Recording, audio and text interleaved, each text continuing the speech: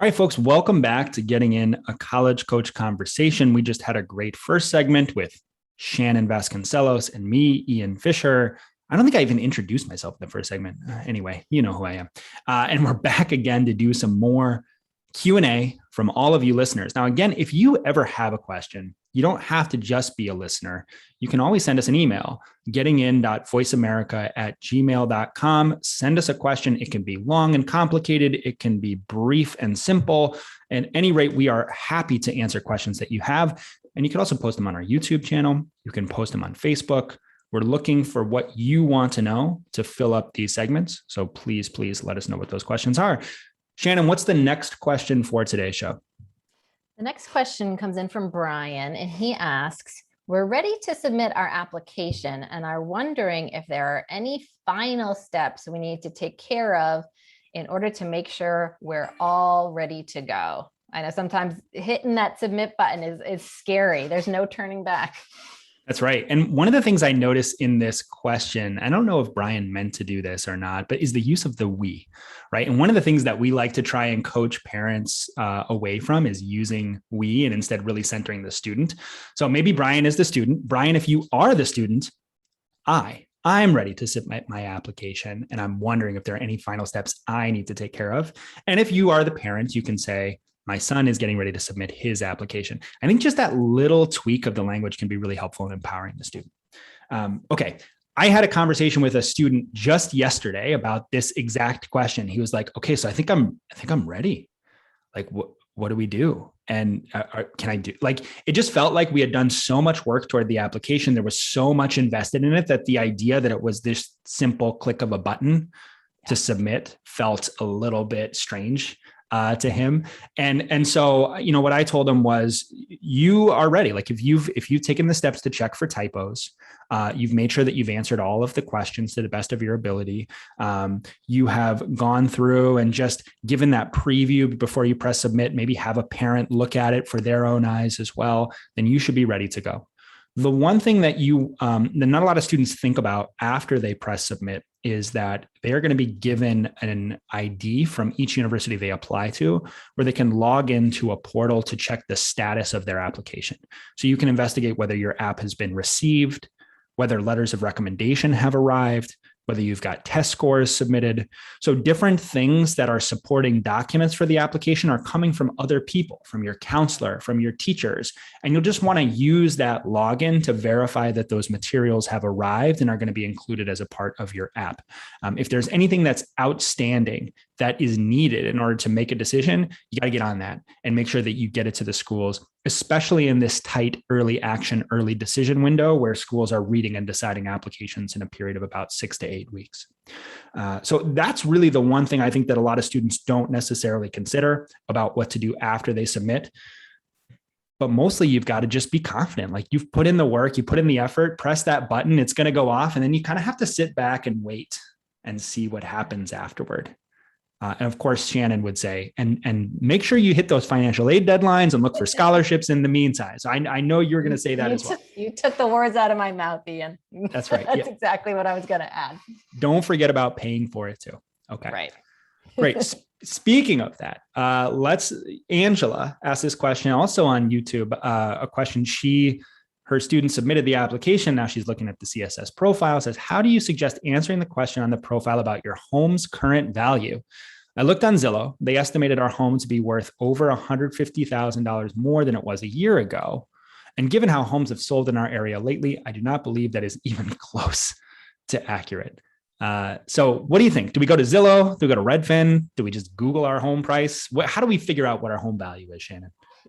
Yeah. So essentially the colleges will generally take your word for it. So Angela, if you think Zillow is overshooting, that's fine. You put what you think you could sell it for today. I often recommend checking out a Zillow. If people just have no idea, go to Zillow or some of these other sites and they'll give you what they think it is. But of course, those are all based on, an algorithm. It's not a perfect science. You may know better than Zillow, and you are really just asked to report what you think the fair market value is at this point, based on nothing more than what's in your head, what you think. What I would say is, again, the colleges will normally take your word for it unless something looks very, very odd to them. $1. Exactly. Okay. They would be questioning Ian's application with his $1 Whoops. home value. Zillow, actually, I've got a friend who works for Zillow, and I noticed I was searching for my home address and it was not on the website. Like the info had been deleted. And I was like, what's going on here? And he's like, yeah, I think that was just like a weird bug. So like my home doesn't have any value according to Zillow, or it just doesn't exist. So maybe that would be Ian's argument for reporting zero value. I can find a way to argue anything, Shane. But to be more helpful, I did see that recently I got my tax bill, my property tax bill here in Oregon, and it's got my assessed value for taxes, both for the land and then the structure as well. Is that potentially something I could use to for the value of the home based on that's what the government says it's worth to assess taxes? Yeah, I think that is reasonable. I would say usually Zillow, well, I guess I shouldn't make any generalizations about that, but as long as you can defend your position, if you were ever questioned, which normally you wouldn't be, then you're fine reporting whatever you think it is, whether that's what Zillow says, whether your tax assessment is. The only thing I would say is if a financial aid office happens to find your answer suspicious, Ian's $0 home value, or what sometimes happens is they also ask you to report the year you bought your home and the purchase price. So if you say you bought your home 10 years ago for $300,000 and you're reporting the current value as $300,000, that might strike them as a little odd. Normally, home values increase a little bit from year to year. You haven't seen what I've done to the place, though. It is just a mess. I hope they don't watch the podcast. They can actually see I've got walls and stuff, so that wouldn't be good. You actually have some walls there. If there is a particular reason, I've definitely had this conversation with somebody that, Zillow might think it's worth a certain amount, but they don't know I've got a gaping hole in my roof right now. I've got to reduce the price. I would have to reduce the price of my home by $30,000, because somebody would clearly have to fix that. If I've got, a closed up, dilapidated business right next door, Zillow kind of might not know that, or I've got, angry, barking, biting dogs on the other side. I have things that may reduce my particular home value that Zillow kind of doesn't know about. If there's something specific like that you can point to, you can actually put that on the profile. There is a, additional information section. So if you're worried about a financial aid officer checking Zillow, which they might, if they were particularly suspicious about the value you reported and that you have a real explanation for it, put it there. If not, if you just think, I think they're kind of highballing it and I don't think it's worth that much without any specific reason, I would probably not put anything in that additional information box. They will probably never question it. They'll probably accept the value that you report. If you don't like the looks of the financial aid offer, you can always go back and appeal and explain anything later on down the line. But unless there's a specific reason, I would just probably let it go. Just report what you think it's worth based on whatever that is, whether it's Zillow, the tax assessment, what your neighbor next door sold for. It's really up to you how you value your home. Good. Be honest. Yeah. Yes. All right. Yes. Yeah. Don't be like Ian. Don't be like me. Get away with stuff. And the next question for you, Ian, comes in from Sam. And Sam asks, I have a child that is very strong academically. 1600 SAT, straight A's, very strong curriculum, lots of APs, very strong extracurriculars, and I presume recommendations. Yeah. They are applying to several elite institutions. And I know that even with their strong academics, there's a good chance they will not be admitted given how competitive these schools are. Right. We are trying to decide on how many safer schools they need to apply to. My question is this. They are also applying to several slightly less competitive institutions, but still very strong academically.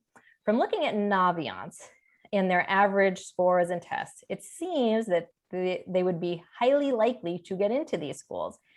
Is there a risk that a school might not admit them because they do not feel that they would actually attend? Should we have them apply to several of these safety schools? We don't want our student to waste time writing unnecessary essays when they could be spending their time on their academics. How can we find the right balance? So this is interesting. Like, is one safety school enough, or, are safety schools maybe not that safe and you need to have a few options out there? Yeah, that's a good question. I think the problem, the problem, which is also just a wonderful opportunity for students who are this strong, is that your schools that you might consider to be safer for you are still pretty selective, right? If you've got the kind of profile that Sam's describing for his child, you've got a really good chance of getting into some schools that might admit 35, 40% of their applicants that are still really, really selective institutions. And so those institutions are making hard choices all the time about who they're admitting to their classes. And if they feel like they have a student who's not particularly interested in attending, they might have a question about yield, right? Yield is an important metric when it comes to assessing an institution's health in the admission process. And that's the percentage of students who are admitted who ultimately decide to attend. If I admit a lot of 1,600 kids who end up going elsewhere, that's really going to hurt my yield. And so I might, as an admission officer, look a little more carefully at the supplemental essay. I might investigate whether the student had a visit. I might, see whether they interviewed. If they've done some of those things, then that demonstrates their interest and it makes them a little bit more likely to attend. We used to call them at Reed airdrop applicants. If a student never had any contact with us whatsoever and just submitted an application, it's like they flew over, dropped an app, and they kept on going. And the feeling was these students might not be all that interested in the school. Now, you don't want to let that yield overly affect what your admission decision is going to be, because it could be that the student just wasn't able to visit and really loves the place and is waiting until the spring. But I think there are some cases for those schools that are more selective where we might say, this kid loves us.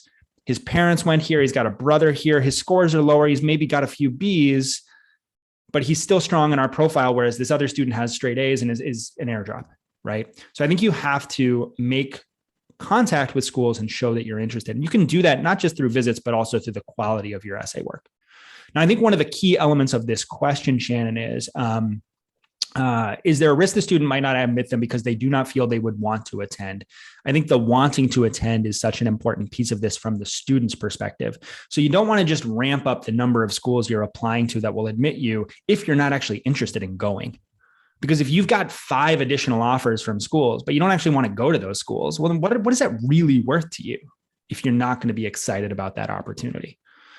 We always have students, we recommend really strongly that they've got 2 schools that are no problem, where we've got a really strong sense of confidence that they're going to get in. Because if something goes really haywire, they might not get into one, but they probably will not be denied at both institutions, right? So having that fail-safe, I think, is helpful, but it's also really critical from my perspective that you want to go to both of those no problem schools. And when you're a student that has the academic record that Sam's kid has, there are a lot of great schools that are safety schools for you. And that's a good thing, right? So there might be that the best fit for this kid is actually one of the schools that are pretty easy for him to get into and not necessarily one of the ones that's really highly selective. So I'm on this sort of like train of trying to push back against the idea that the more selective a school is, the better it is, especially for any given student.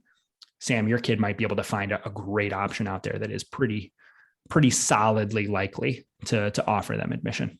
So bottom line, 2 schools that you would be really confident you can get into, only apply to schools that you're interested in attending, and make sure that your application reflects a level of knowledge and interest in that school.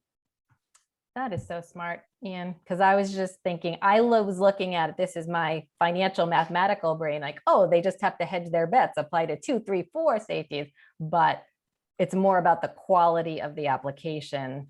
Yeah. And demonstrating that interest. That is the key, more than quality over quantity. Yeah, I have seen some flimsy supplemental apps for perceived safety schools that are just kind of like, this is almost offensive to the school that you haven't taken the time to get to know them. And a school might say, I don't care about your 1,600. If you're not going to at least do a little bit of research about us, we can put you on the wait list. I wanted to clip that little audio. You said, that is so smart, Ian. Maybe we'll be able to get that later. Make that a ringtone or something like that. It doesn't happen often, but when it does. Repeated, I know. I love it. This is a good one. With the time we've got, my daughter is applying to 12 colleges, but we started the Fafsa, and it looks like you can only submit the Fafsa to 10 schools. how do we decide which schools to send the FAFSA form to?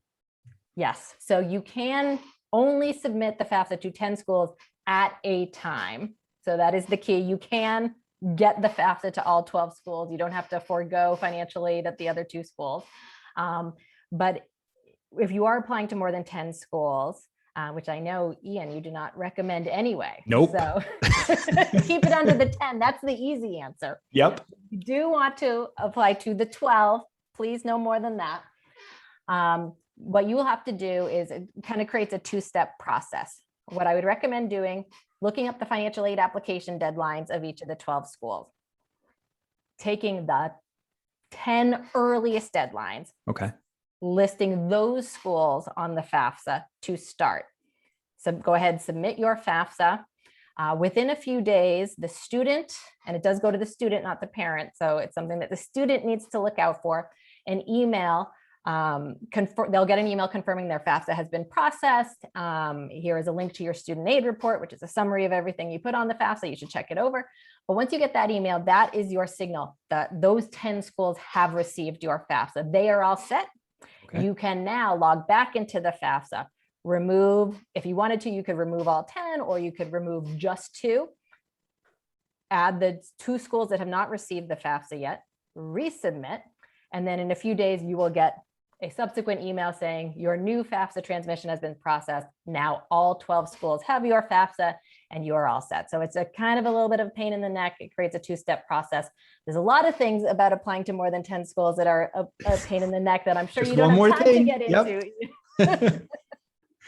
Yeah, I think that's great. And those schools, those initial 10, they're not going to get it a second time, or the 8 that you leave on there are not going to get it a second time. They will get it a second time, but it absolutely does not matter. In their computer system, they'll have a couple of transmissions, but that's fine. That's not unusual.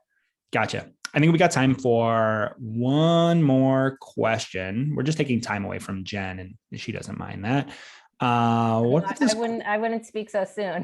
You may have a problem with Jen. Yeah, don't tell her I said that. I don't know if she listens to the show. She just comes as a guest. Let's do this one from Joan. Joan, my student is having a hard time coming up with a grabby opening for his personal statement. How should he think about the first paragraph for this essay to make it interesting and engaging? It's a great question, Joan. We see first paragraphs with these really kind of grabby, risky openings, onomatopoeias, whack, bang, I heard the sounds from behind me, these things that are intended to draw the reader in. And I was having a conversation with a student maybe a week, 2 weeks ago, and we were talking about this very concept.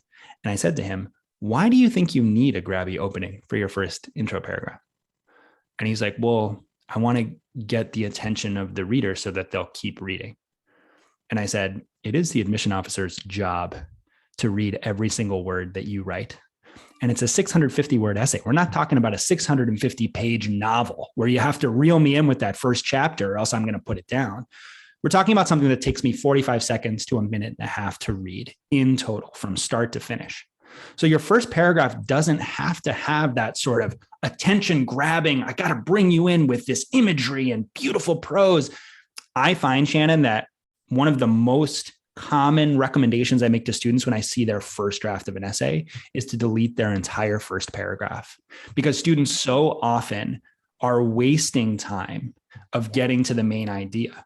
And so they'll have this really creative opening in their first paragraph, but it's just I don't know who the student is. I don't know where we are. I don't know what's happening. And then their first line of their second paragraph is almost always clear and simple. And it tells me exactly what's going on. And I think students are really shocked when I say, this should be the first sentence of your essay. This is where I want you to start.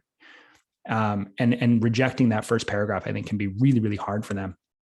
I was talking yesterday to one of my best students this year. She's really sharp, really smart, just a talented kid, great writer. And we were talking about her personal essay. And I said, well, how do you feel about it? And she's like, I don't know, I like it, but it's not what I thought it was supposed to be. And I was like, well, why not? She's like, well, it doesn't have that super, interesting opening. And I said, why do you think that's what it's supposed to be? It's like, you've got a clear message. You're attacking it really well. Your personality comes through. This is a great essay. And so I think there's this convention around the college essay that it has to have this like very exciting sort of framing, and it doesn't. Be yourself, be clear, be simple, tell your story. And hopefully that'll help as you're writing those essays. And can I just give a shout out? I know we're taking Jen's entire segment now, but you and our colleague Christine did a segment just a couple weeks ago, I think it was, about why we hate the Costco essay. But I will tell you, for our listeners, if you have not heard that segment, go back and listen to it. It was the most kind of clear breakdown of how to effectively write a college essay that I've heard. I'm being so complimentary of you today, Ian. It's mostly Christine in that case, not me. It was all Christine was great. Yeah. Don't get used to these compliments either. But go back and listen to that segment. And Christine's message was that the admissions officer is going to take basically a one sentence takeaway from your essay. So everything you write in that essay should be in service of what is the takeaway that you want the admissions officer to know. Exactly. And flashy openings gets in the way. It gets in the way of that. Yeah.